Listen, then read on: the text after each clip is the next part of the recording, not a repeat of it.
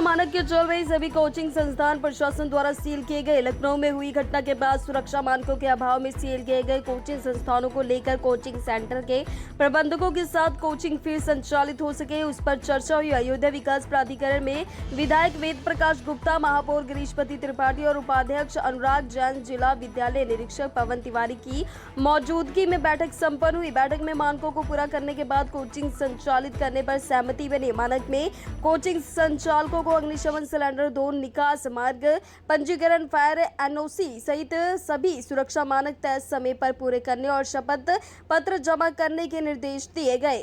लखनऊ में जो अग्निकांड जो हादसा हुआ था उसके बाद पूरे प्रदेश में और यहाँ तक कि अयोध्या जिले में भी कई कोचिंग प्रतिष्ठान एडीए के द्वारा मानकों को पूरा न होने के उपलक्ष्य में उसको सील कर दिया गया था। तो लिहाजा चाहे कोचिंग संचालक हो, चाहे लाइब्रेरी संचालक हो या अन्य जो भी आईटी प्रोफेशनल जो कोर्स कराते थे उनके संचालकों की अगर हम बात करें तो सब की विधायक जी के पहल पर, महापौर जी के पहल पर प्राधिकरण के वीसी साहब ने आज कोचिंग संचालकों को मीटिंग के लिए बुलाया था, बातचीत करने के लिए। मीटिंग में सारे मानकों को जिस हिसाब से जो मानक गवर्नमेंट के द्वारा जो गाइडलाइन तय की गई है कोचिंग चलाने के लिए, उन सारे गाइडलाइनों को, उन सारे मानकों को बताया गया। बताने के पश्चात एक ये भी समय दिया गया कि आप लोग इन मानकों को पूरा कर लीजिए, उसके लिए आपको निर्धारित समय भी दिया जाएगा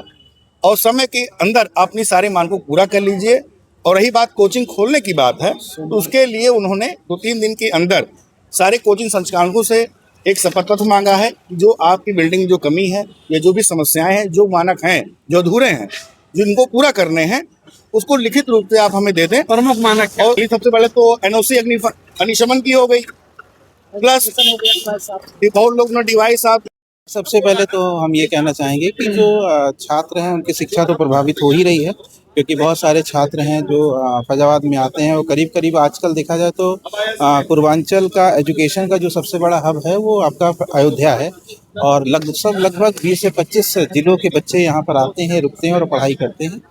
तो सबसे पहले ये है कि देखिए कोचिंग बंद होने से तो बच्चों का नुकसान है ही है और साथ साथ बहुत लोग जो रोजगार में लगे हुए हैं, जो व्यवसाय में लगे हुए हैं, जो शिक्षक बंधु इसमें लगे हैं, काम कर रहे हैं, उनका भी नुकसान हो रहा है। तो लेकिन ये है कि आज जो प्राधिकरण में बैठक हुई है बड़ी सकारात्मक हुई है और हमारे जो सचिव सर हैं, जो अध्यक्ष सर, जो जैन सर हैं, या हमारे जो माननीय जनप्रतिनिधि लोग आए थे, विधायक जी और सीएफओ सर आए थे और क्या कहते हैं डीआई सर आए थे, इनका सबका भी बहुत बहुत धन्यवाद है क्योंकि बड़ी सकारात्मक बैठक हुई और इन्होंने बहुत ही उदारवादी तरीके से कोचिंग की समस्याओं को सुना है और सुनने के बाद जो है उसका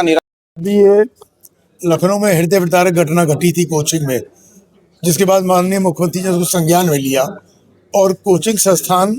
भी चले और फिर दोबारा इस तरह की घटना कभी भविष्य न हो उसको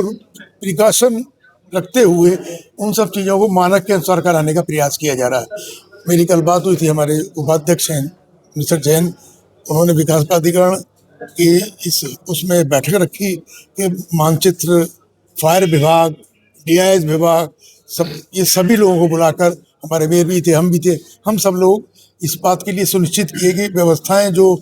सरकार चाहती है, जो आवश्यक है बच्चों के कोचिंग इंस्टीट्यूट में होनी चाहिए और कैसे हम उनका भी काम चले और हमारा भी जो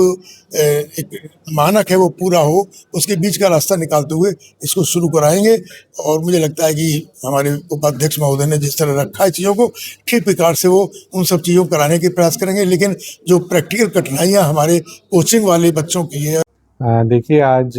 लखनऊ की जो बहुत दुखद दुर्घटना है उसके बाद अभियान चलाते हुए हम लोगों ने प्रथम दृष्टया जो कोचिंग अवैध पाई गई थी या जो लोग अपना स्वीकृत प्लान नहीं दिखा पाए थे उनको सील किया गया था। लेकिन उसके बाद जैसे कि शासन के निर्देश आए थे कि सभी लोगों को एक बार सुरक्षा मानकों से अवगत करा दिया जाए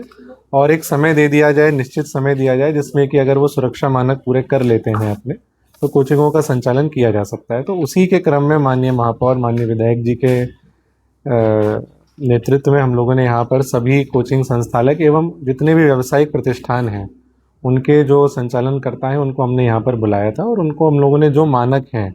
उसके बारे में हम लोगों ने विस्तृत जानकारी दी है और लोगों की जो सुझाव थी, जो आपत्तियाँ थी, जो क्वेरीज थी, उसको भी हम लोगों ने सुन के यथासंभव उसको क्लियर करने का प्रयास किया है। आगे की रूपरेखा ये है कि जो कुछ चीज़ें एकदम प्रोहिबिटेड हैं, जैसे बेसमेंट वगैरह की कोचिंगें नहीं चल सकती हैं,